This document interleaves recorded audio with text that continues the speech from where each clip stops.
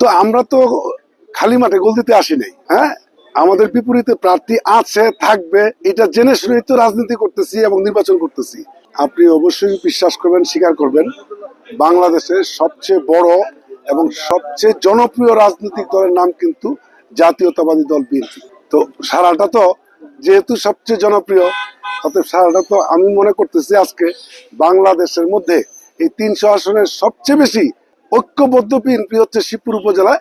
সে কারণে কিন্তু আমাদের আজকের এই মিলাদে 5-7 হাজার মানুষ, আমরা কিন্তু কল্পনাও করি নাই যে এত মানুষের মিলাদ সমাগমটা আজকে হবে। আলহামদুলিল্লাহ। তো আমরা তো খালি মাঠে গোল দিতে আসি নাই। হ্যাঁ, আমাদের বিপরীতে প্রার্থী আছে, থাকবে, এটা জেনে শুনেই তো রাজনীতি করতেছি এবং নির্বাচন করতেছি। থাকাটাই স্বাভাবিক। যদি প্রার্থী না থাকে তো নির্বাচন করবো কার সাথে? হ্যাঁ, অবশ্যই প্রার্থী থাকতে হবে, তাহলে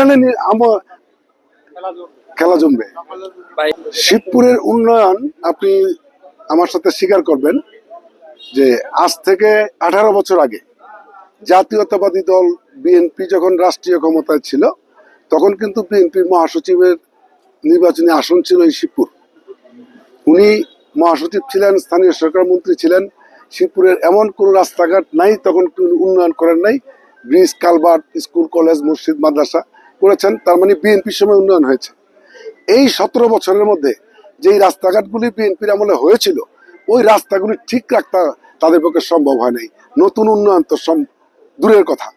এখন আমরা যেহেতু উন্নয়নের দল করি, উন্নয়নের রাজনীতি করি, সে কারণে আমি বিশ্বাস করি আবার যদি জনগণের ভোটের মাধ্যমে জাতীয়তাবাদী দল বিএনপি রাষ্ট্রীয় ক্ষমতায় আসতে পারে, পূর্বের ধারা অবশ্যই আমরা অব্যাহত রাখবো ইনশাআল্লাহ।